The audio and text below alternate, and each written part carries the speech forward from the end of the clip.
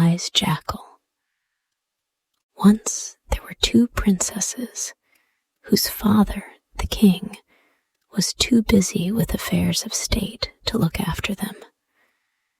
They were lonely and neglected, for they had a stepmother who treated them very cruelly. They lived in a beautiful palace, but nothing was done to make them happy or contented, for even the servants were afraid of the king's second wife. "I am going to run away," said the elder princess to her sister. "Will you go with me, Radha?" "Where can we go?" replied Radha. "There are a great many places where we can go," said Priya. "But first, we will go into the jungle. We will make a little house of tree branches and have beds of grass and flowers, and there will be plenty of fruit to eat." "I will put on my blue silk saree," said Radha, "and my pearl necklace, and you must wear your yellow silk and your rubies. And then, if we meet anyone, they will know we are princesses. If we wear our jewels, people may steal us," replied Priya. "We would better tie them in a corner of our sarees. We will wear our bangles, though, for all girls wear them." The sarees that the princesses wore were long lengths of silk, which they wound about their waists and then brought over their heads. They were not at all like the dresses American girls wear, but they were of beautiful material, and Priya and Radha looked very fine in them. So the little princesses went a long way into the jungle, where they found all the fruit they wished to eat, and were happier than they had been for a long time, watching the green parrots flash in and out between the trees, and the monkeys chattering as they swung from bough to bough. After a while, they came to a beautiful white marble palace with a great gateway standing wide open, and over it was written in golden letters, "Enter, Priya. Do not fear. Silver and gold await you here." But the words changed as soon as they had read them into these. "Follow her, Radha. You shall see how kind and cruel fate can be." The sisters looked at each other, and then Radha said, "I do not think mine is as nice a verse as yours, Priya. It makes me feel shivery." "It frightens me a little too," replied Priya. "I wonder if this palace belongs to a monster." Now, a monster is a kind of ogre, and no one but a monster would have built such a beautiful palace in the middle of a jungle. "If it does, he may come back at any time and eat us up," said Radha, more alarmed than ever. "Let us go away." "The monster has gone away," said a little jackal with a friendly face, who came running up to the princesses, "and you can stay in his palace for quite a while. I will let you know when he is coming back." So the princesses went through the great gateway and across the courtyard into the palace, where they found gold and jewels and lovely silk dresses and a beautiful marble tank filled with the clearest of water, where they could bathe every day. Red lotus leaves floated on the water, and the sisters twined some of them in their hair, for the red lotus is a royal flower, and princesses may wear them. "If any stranger comes here," said Priya, "and asks for food or a drink of water, when you are alone in the house, be sure to smear your face with charcoal and put on some ragged clothes to make yourself look ugly before you let them in." "Why must I do this?" asked Radha. "Because if they see how pretty you are, they will take you away, and we shall not see each other any more." "You must do the same then," said Radha, "for you are prettier than I." And then the princesses looked over the edge of the tank at their reflections in the water. Both were lovely, but Priya was a little taller than her sister and a little more graceful. Both had beautiful complexions, with teeth like pearls and eyes that shone like stars. One day, while Radha was in the jungle talking to their friend the jackal, a prince who had been out hunting came to the palace and asked for water, as he and his attendants were very hot and thirsty. But before Priya went to see what they wanted, she covered her silk dress with a ragged one and made her face dirty with charcoal. When the prince's attendants saw a dirty-faced, ragged girl admit them to such a beautiful palace, they laughed outright. But the prince said to himself, if her face and hands were clean and her clothes mended, she would be a very pretty girl. Neither Priya nor the prince could understand each other, but at last she made out that he was thirsty, so she hastened to bring him a pitcher of water. But instead of drinking the water, the prince threw a part of it over Priya's head and face. Very much surprised, Priya cried out, "Oh, oh," and started back. But the charcoal was washed from her face, and there she stood, the loveliest maiden the prince had ever seen, even in her ragged dress, and he fell in love with her at once. He unfastened the ragged dress, and it fell off, leaving her prettier than ever in her yellow sari and a string of great rubies around her neck.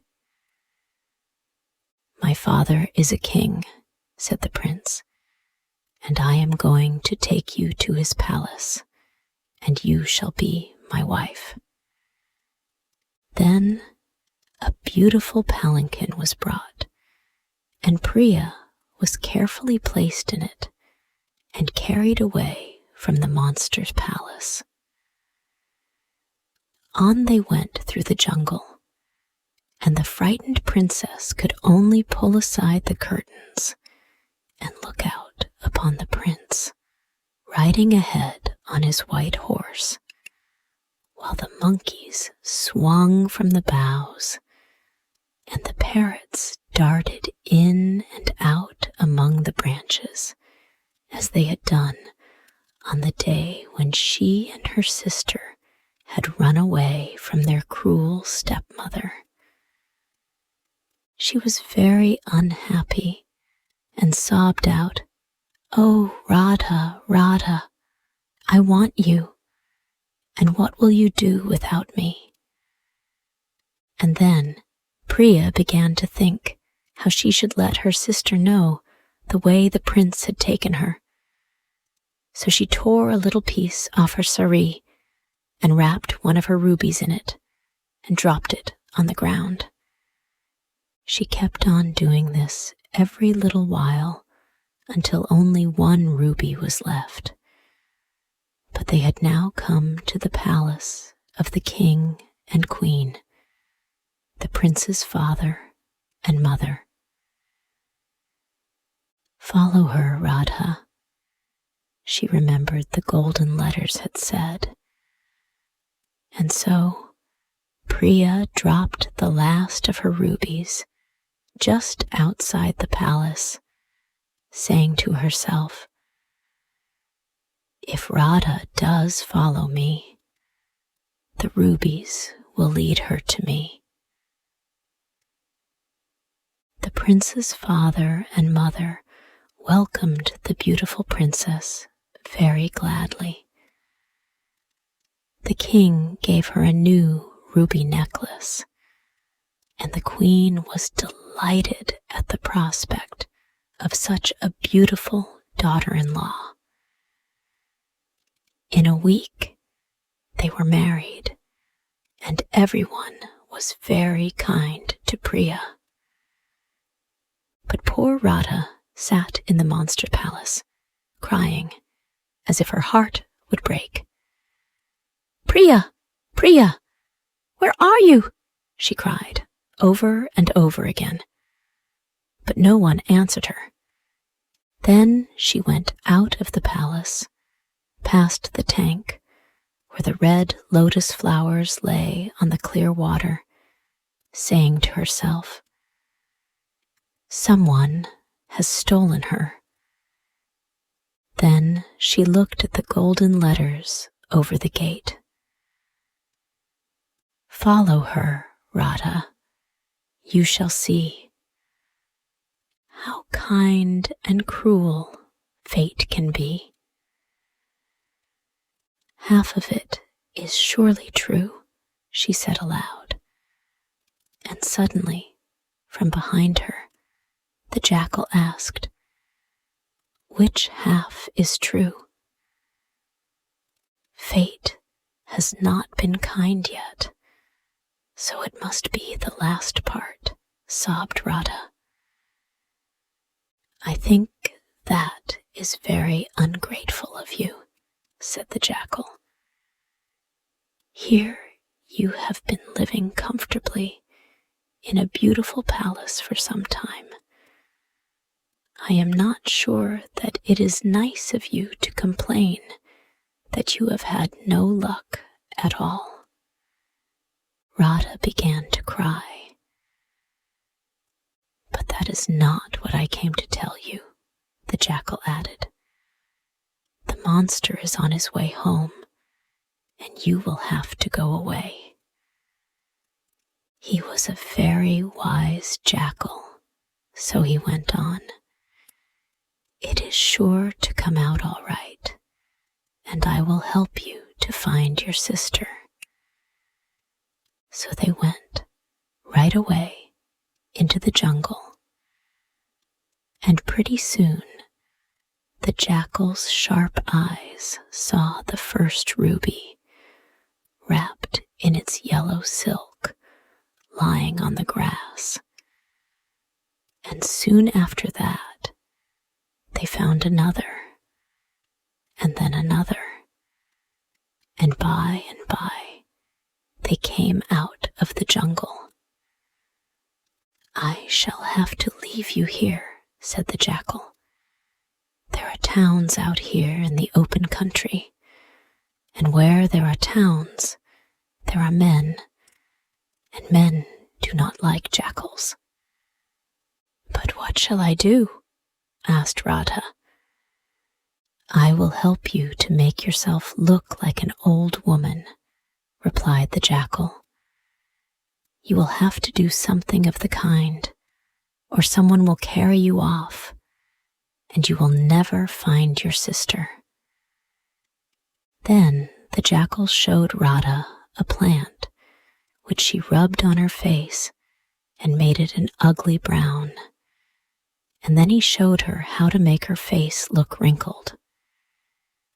Then he went to a little house not far away and stole a coarse red saree, which an old woman had hung on a bush to dry after washing it. "Where did you get this?" asked Radha, as the jackal brought it to her in his mouth. And the jackal told her it was growing on a bush. So Radha put it on and went slowly along the road like an old woman. Every little while she found one of Priya's rubies, and then they would be a long way apart. But at last she came to the city where Priya was, and found the last ruby by the gate of the king's palace. Then she sat down not very far away and wondered how she could get inside the palace. As night came on, the wife of a laboring man took pity on the poor old woman, as she supposed Radha to be, and let her sleep in a hut in her garden. Now, this garden was very near the palace grounds, in which was a marble bathing tank covered with red lotus flowers. When Radha saw this beautiful place, she said to herself, "I will bathe there every morning. I will go very early so as not to be seen." So Radha left her hut very early and bathed in the beautiful tank, and all the brown stain and all the wrinkles came off her face. She washed the old saree and hung it on a tree, and then put on her own blue silk sari and her necklace of pearls. Then she sat on the steps of the tank and twined some of the red lotus flowers in her hair. "It makes me feel like myself again," she thought, as she looked down at her reflection in the water. But the royal lotus flowers made her think of Priya, and she longed more than ever to see her. After Radha had bathed in the palace gardens for several mornings, his servants told the king that some of his beautiful lotus flowers disappeared each day before sunrise. This made the king very angry, and he said he would offer a reward for the capture of this thief. Then the king's second son, who was a very handsome young prince, said to his father, "You need not do that. I will capture the thief without any reward." "He will do it easily," said the queen, who was very proud of her son. So that night, the prince walked about the palace garden for a long time. But at last, he was so sleepy that he lay down near the bathing place and did not awake until the sun was just rising. Leaning against the steps of the marble tank was a lovely girl dressed in blue silk with a chain of pearls around her neck and red lotus flowers in her hair. The prince jumped up quickly, exclaiming, "You cannot be the thief." "I didn't mean to be a thief," faltered Radha. "They are my father's flowers, and you can have more of them if you wish," said the prince, without taking his eyes off her lovely face. "Oh, no," said Radha, running to get the old red cotton saree. "Please do not tell anyone you have seen me." "You must have come from Priya's country," replied the prince, for you talk as she does. The old woman's dress dropped from Radha's hands. Is Priya here? And do you talk to her? She asked. It had been so long since she had heard her sister's name spoken that it seemed like listening to sweet music. Indeed, Priya is here, said the prince. She is my brother's wife, and we all love her. She is so beautiful that she is called the Star of the Palace, but you are prettier than she is. At these words, all Radha's fear left her, and when the prince said, "Let us go and find Priya," she let him take her hand and lead her into the palace, where everyone said, "She is exactly like our young king's wife." Then the prince led Radha into the presence of the king and queen, and there she told them that she was Priya's sister and how she had come a long, weary way in search of her. Then the prince asked permission to marry Radha, and his father and mother were so pleased with the beautiful girl that they said he might do so as soon as he liked. Then Radha was taken to a beautiful room, hung with silk curtains and lighted by jeweled lamps.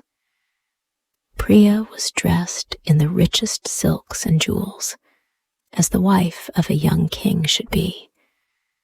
But there was a look of sadness on her beautiful face, for she was thinking of the sister from whom she had been separated for so long. "Oh, Radha," she said, as she looked up and saw her sister standing before her. "Oh, Radha, fate has been kind at last." And then the sisters kissed each other again and again. And when Priya heard that Radha was to marry her husband's brother and all live together in the palace, she could hardly believe that it was true. Then Radha said, "The jackal told me that everything would come out right in the end, and so it has." "He is a nice jackal," replied Priya. "The golden letters over the gateway to the monster palace ought to be changed to 'Seek long, seek far, and you shall find.' To patient seekers, fate is kind. And if he were here, I would ask him to have it done." And now this story ends. Hey, thank you so much for listening to the whole story. If you liked this story and want to thank me for creating this story, then you can buy me a cup of tasty coffee. Just join our YouTube channel and be an official member of our family to support us for making even more interesting story videos for you every day. You know, it takes a lot of effort, research, and money to find and buy premium contents, and to writing, creating, editing, organizing, and publishing every single video, which could melt your hearts or could be one of the most interesting stories of all time. So, hit the like button to save this video. And most importantly, subscribe to our YouTube channel to learn English by watching super interesting English stories every day. Thank you.